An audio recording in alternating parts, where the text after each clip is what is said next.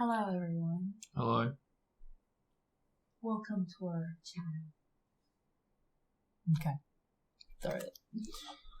Today we're reading Chapter 13, Nicolas, Flamel. And there's the picture that you probably can't see. Yeah.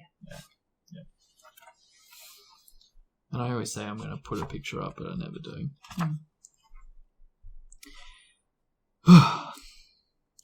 Dumbledore had convinced Harry not to go looking for the Mirror of Erised again, and for the rest of the Christmas holidays, the invisibility cloak stayed folded at the bottom of his trunk. Harry wished he could forget what he'd seen in the mirror as easily, but he couldn't. He started having nightmares. Over and over again, he dreamed about his parents disappearing in a flash of green light while his high voice cackled with laughter. You see, Dumbledore was right. That mirror could drive you mad, said Ron when Harry told him about these dreams. Hermione, who came back the day before term started, took a different view of things. She was torn between horror at the idea of Harry being out of bed, roaming the school 3 nights in a row, if Filch had caught you, and disappointment that he hadn't at least found out who Nicolas Flamel was. They had almost given up hope of ever finding Flamel in a library book, even though Harry was still sure he'd read the name somewhere. Once term had started, they were back to skimming through books. For 10 minutes during their breaks, Harry had even less time than the other two, because Quidditch practice had started again. Wood was working the team harder than ever. Even the endless rain that had replaced the snow couldn't dampen his spirits. The Weasleys complained that Wood was becoming a fanatic, but Harry was on Wood's side. If they won their next match against Hufflepuff, they would overtake Slytherin in the House Championship for the first time in 7 years. Quite apart from wanting to win, Harry found that he had fewer nightmares when he was tired out after training. Then, during one particularly wet and muddy practice session, Wood gave the team a bit of bad news. He'd just got very angry with the Weasleys, who kept dive-bombing each other and pretending to fall off their brooms. "Will you stop messing around?" he yelled. "That's exactly the sort of thing that'll lose us the match. Snape's refereeing this time, and he'll be looking for any excuse to knock off points." George Weasley really did fall off his broom at these words. "Snape's refereeing?" he spluttered through a mouthful of mud. "When's he ever refereed a Quidditch match? He's not going to be fair if we might overtake Slytherin." The rest of the team landed next to George to complain too. "It's not my fault," said Wood. "We've just got to make sure we play a clean game, so Snape hasn't got any excuse to pick on us." Which was all very well, thought Harry, but he had another reason for not wanting Snape near him during the Quidditch match. The rest of the team hung back to talk to each other as usual at the end of practice, but Harry headed straight back to the Gryffindor common room, where he found Ron and Hermione playing chess. Chess was the only thing Hermione ever lost at, something Harry and Ron thought was very good for her. "Don't talk to me for a moment," said Ron when Harry sat down. "I need to concentrate." He caught sight of Harry's face. "What's the matter with you? You look terrible."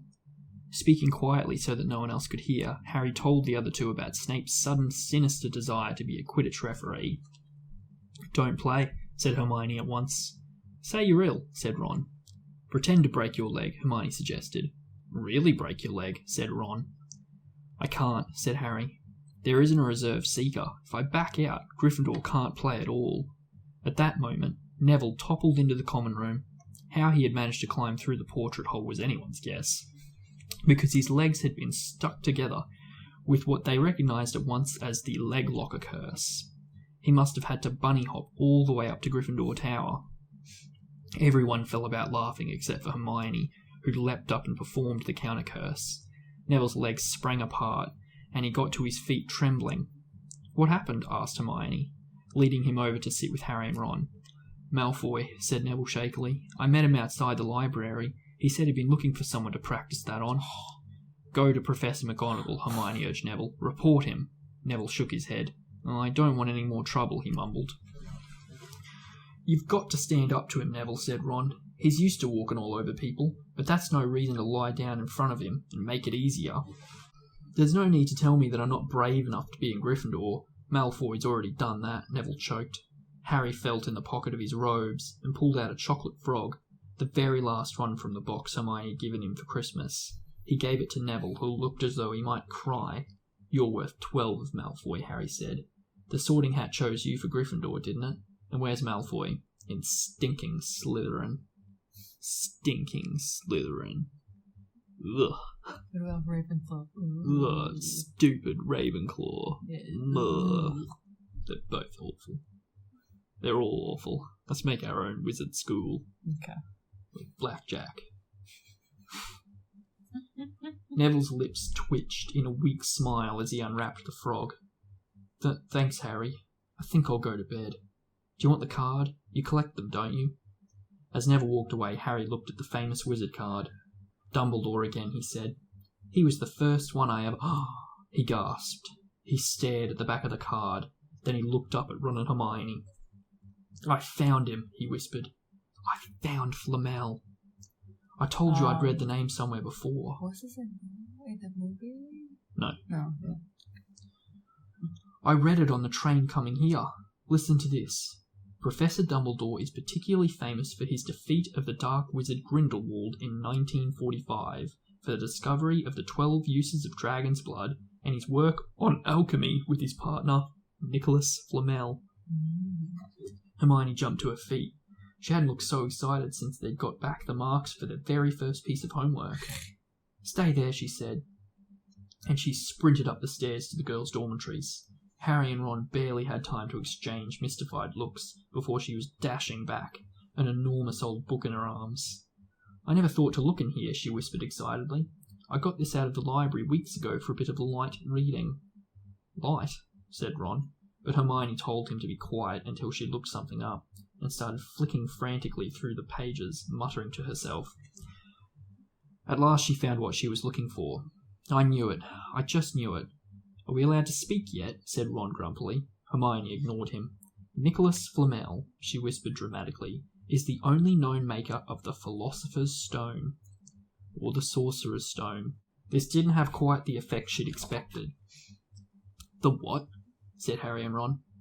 "Oh, honestly, don't you two read?" "Look, read that, there." She pushed the book towards them, and Harry and Ron read. "The ancient study of alchemy is concerned with making the Philosopher's Stone, a legendary substance with astonishing powers. The stone will transform any metal into pure gold. It also produces the elixir of life, which will make the drinker immortal.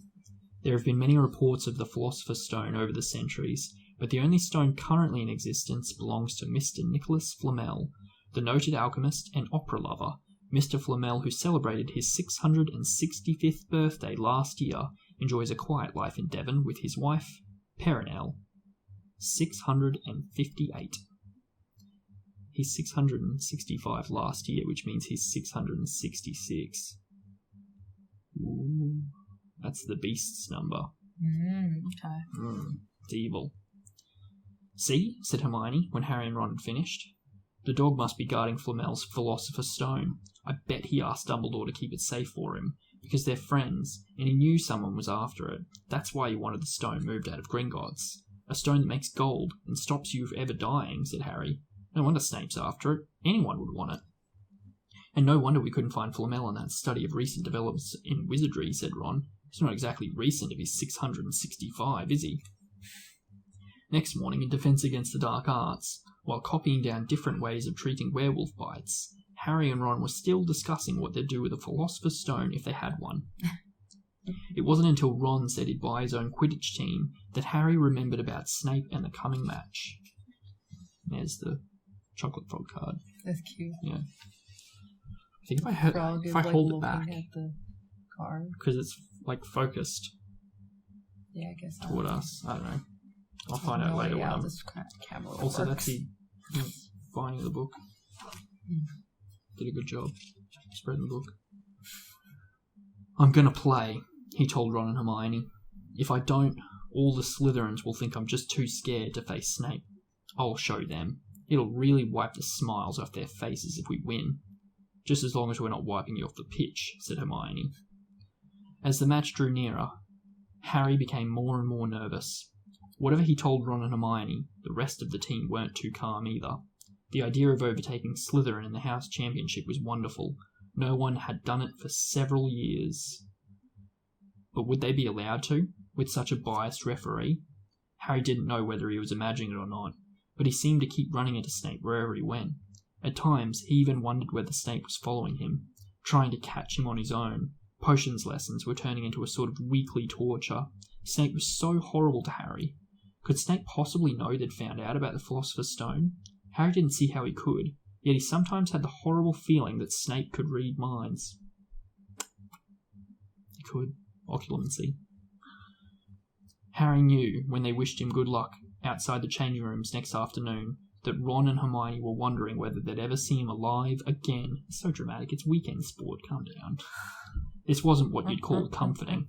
Harry hardly heard a word of Wood's pep talk as he pulled on his Quidditch robes and picked up his Nimbus 2000. Ron and Hermione, meanwhile, had found a place in the stands next to Neville, who couldn't understand why they looked so grim and worried, or why they had both brought their wands to the match.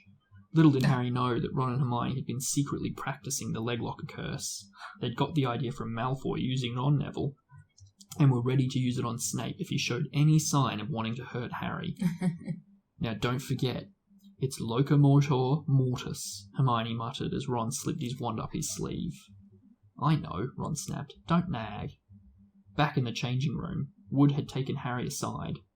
Don't want to press you, Potter, but if we ever needed an early capture of the snitch, it's now. Finish the game before Snape can favour Hufflepuff too much. The whole school's out there, said Fred Weasley, peering out of the door. Even, blimey, Dumbledore's come to watch. Harry's heart did a somersault. Dumbledore, he said, dashing to the door to make sure Fred was right. There was no mistaking that silver beard. Another picture. That's a nice picture too. Peering through the tent.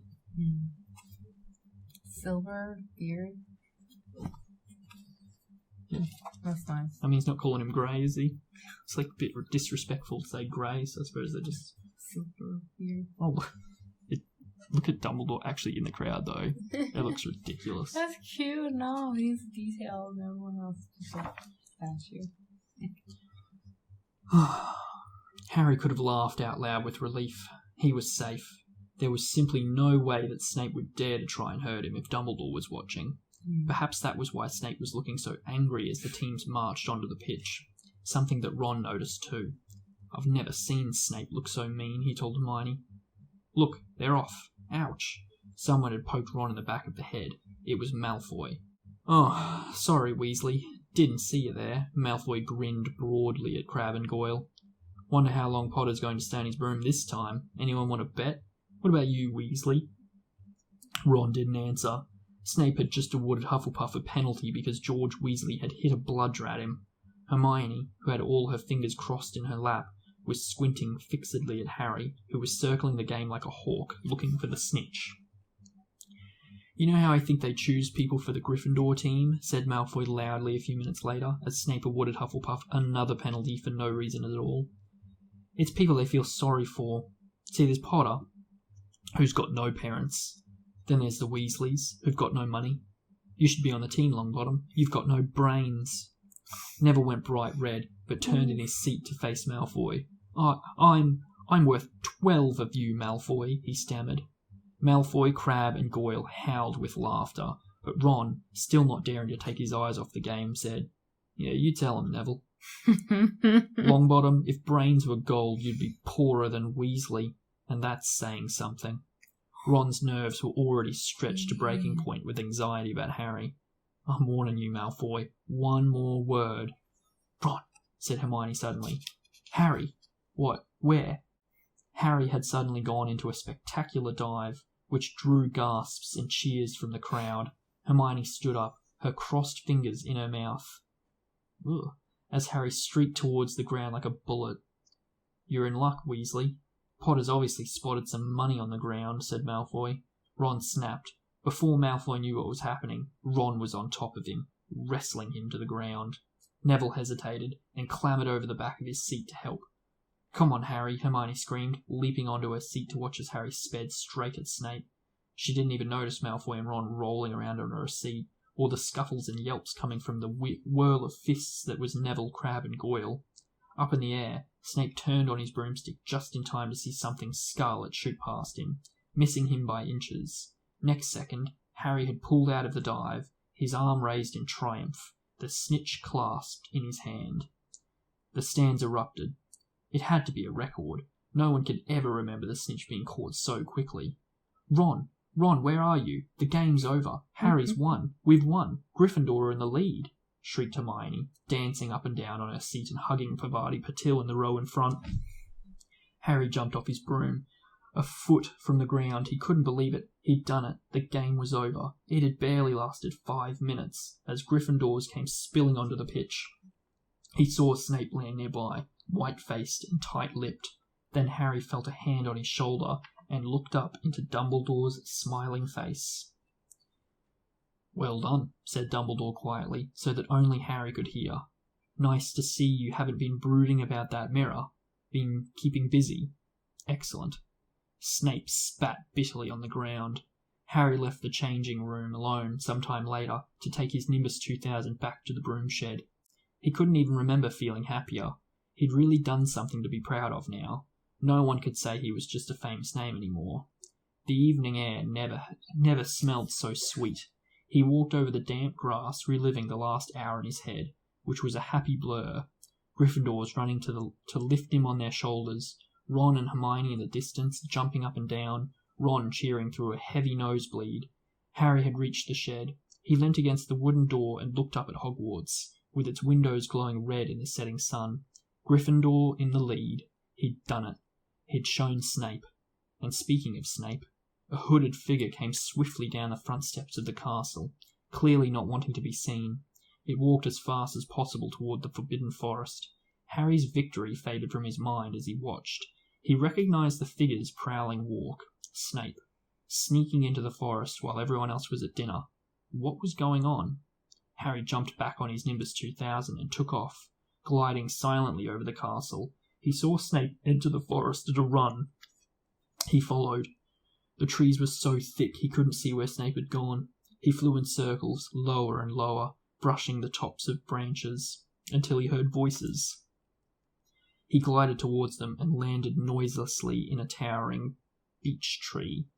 He climbed carefully along one of the branches, holding tight to his broomstick, trying to see through the leaves. Below, in a shadowy clearing, stood Snape, but he wasn't alone. Quirrell was there too. Harry couldn't make out the look on his face, but he was stuttering worse than ever. Harry strained to catch what they were saying. Don't know what they wanted to meet here of all places, Severus."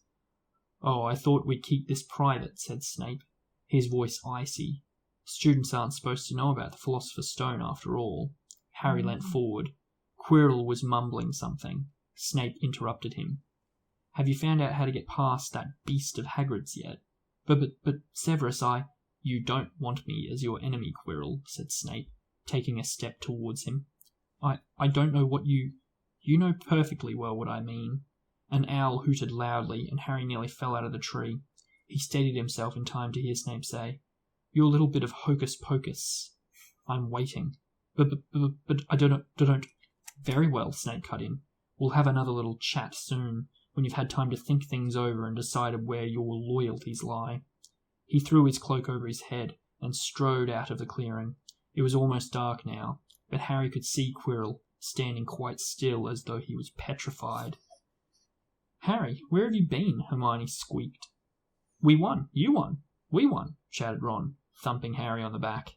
"And I gave Malfoy a black eye, and Neville tried to take on Crabbe and Goyle single-handed. He's still out cold, but Madame Pomfrey says he'll be all right. Talk about showing Slytherin. Everyone's waiting for you in the common room. We're having a party. Fred and George stole some cakes and stuff from the kitchens." "Never mind that now," said Harry breathlessly. "Let's find an empty room. You wait till you hear this." He made sure Peeves wasn't inside before shutting the door behind them. Then he told them what he'd seen and heard. "So we were right. It is the Philosopher's Stone, and Snape's trying to force Quirrell to help him get it. He asked if he knew how to get past Fluffy, and he said something about Quirrell's hocus-pocus. I reckon there are things guarding the stone apart from Fluffy. Loads of enchantments, probably. And Quirrell would have done some anti-dark arts spell which Snape needs to break through." "So you mean the stone's only safe as long as Quirrell stands up to Snape?" said Hermione in alarm. "It'll be gone by next Tuesday," said Ron. And that's the chapter. Yeah. What did you think?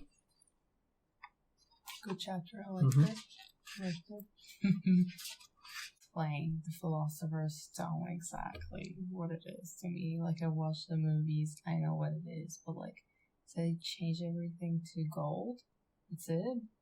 Yeah, okay, so the Philosopher's Stone in, like, mythology, like, it's not just something in Harry Potter, like, it's an actual thing in, like, history, where alchemists thought they could kind of manipulate metals into gold, because, like, the actual scientific makeup of materials can be altered. And so they always thought, like, scientifically it should be possible to transform, you know, something like iron into gold by just, like, taking out one element and adding in another element. And so there's, like, all these rumors throughout history that somebody had kind of found out how to perform alchemy in that way. Whereas J.K. Rowling's just gone, I'm going to make a stone, the Philosopher's Stone, that can perform that sort of alchemy that turns, you know, what do they say, into gold? Just anything into gold? Metals? I think so. That's what I remember. Let's go back and see the exact wording. Here it is. The ancient study of alchemy is concerned with making the Philosopher's Stone a legendary substance with astonishing powers. The stone will transform any metal into pure gold. Okay. What's different about Harry Potter's kind of alchemy is that you have to have the stone as, like, I don't know, something that enhances your powers or some crap like that. But it also produces the elixir of life, which will make the drinker immortal. So you need the stone to brew the potion that makes you immortal. Okay. So it's like, you know, a key to opening a door. Like, you know, cauldron, like a pot. You know, okay. Like making soup. So if you put the stone in the water would make that person immortal? I mean, I don't know the steps, but yeah, something along those lines. You probably have to do something else, but yeah. Okay. One thing that I've just picked up now, though, is you know how they couldn't find Nicolas Flamel in all those books because they're like, because he's important, then because it was he's in the back of the car. Yeah. But, like, you know how he wasn't in books of, like, modern witches and wizards of, you know, blah, blah, blah. And they talked about all these books. And then Ron's like, see, this is why we couldn't find him in all those modern books, because he's 665. But on the back of the card, it says that Dumbledore helped him make the stone, right? Yeah. Dumbledore's a modern wizard. Dumbledore would be in modern wizard books. Yeah. And so the achievement would have happened during modern times. It'd be a recent development, I'm assuming. Oh, he's the same. Yeah. Okay. Where did it? Let's go back to see what the chocolate frog said. Does it say he helped him make the stone? Yeah, it did. Or did it just say that, like, helped each other with alchemy? I remember it said that Dumbledore helped him with it.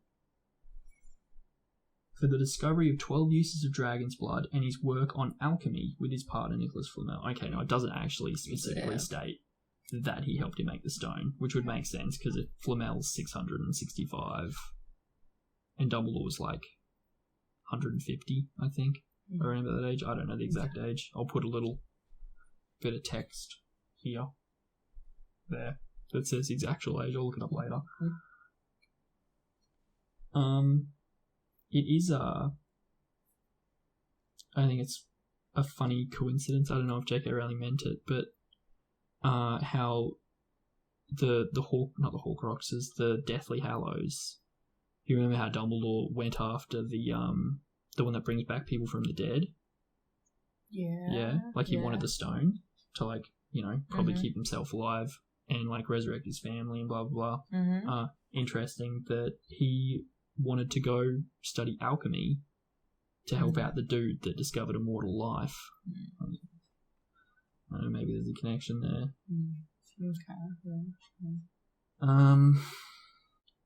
I think that might be it for that chapter, to be honest. Yeah. That's the only thing that really hit me. I was like, it's interesting that Dumbledore, you know, even before he probably heard of the Hallows, no, actually he heard of the Hallows when he was a kid, but, you know, maybe he was finding alternate ways of maybe bringing people back without the stone. Snape being a prick again. Spitting on the floor. Yeah, yuck. He's a spitter. And the forest. That definitely wasn't in the movie. Most of this chapter wasn't in the movie. Yeah, the fight in the stadium as well. Yeah. Neville standing up to him and punching. He got knocked out, but he stood up to like two like massive guys. I suppose you could also say they wouldn't have found out who Flamel was if not for Neville. Yeah. Because he was like, he bounced in and Harry was like, here you go, the chocolate frog. Harry probably would have just opened it and chucked the packet, because Neville was like, it's a Dumbledore, here you go. So there you go. Neville. What a man, Neville. What a guy. He gets so bullied, though. I feel bad for him. He is a Gryffindor, though. He got a heart of gold, doesn't he? He's just getting in there. I'm worth 12 of you, Malfoy. Like, I would have laughed too. Yeah, I would have too. I would have been like, man, your banter is crap. Also, Malfoy's banter. Top tier, wasn't it? Man, his comebacks were sharp. I was like, whoa, were you a Persian girl? The real good one. When Harry was dying with a snitch, he's like, I think he's seen some money. Like, that's spicy. That's good stuff. What was the other one? There were two just like absolutely sick rips. And the one that said, if your IQ was... Yeah, that was the real good one. Yeah. Damn. Yeah, you should be on the team Longbottom. You've got no brains. Longbottom, if brains were gold, you'd be poorer than Weasley. Yeah. And that's saying something. Oh, that's good. It was nice. Okay. Yeah, Dumbledore. Going to visit his, surrogate son. Watch him play some sport. Imagine Dumbledore in the crowd just going, ooh, ooh. Yeah, I can. I've seen it in the movies. I can see him just getting really, excited, though. Like, he doesn't care about the sport. He's like, oh, look, he's got a goal. It's like, he's the seeker. He won the game. Like, oh, is that good? Is that a good thing? And yeah, I suppose Snape might have also been somewhat reminded of James Potter, because they were both seekers. Maybe he was refereeing and he was like, ugh, that Potter kid, what a jerk. His dad bullied me, so I'm gonna give a penalty to Hufflepuff. There was a lot of stuff that wasn't in the movies, but it's not really massively noteworthy, is it? Yeah, that's right. There's a reason it got cut. Yeah, it was a short one. Alright. Okay. Thank you for watching. Please like and subscribe if you like our videos. Thank you. Thanks, guys. Bye.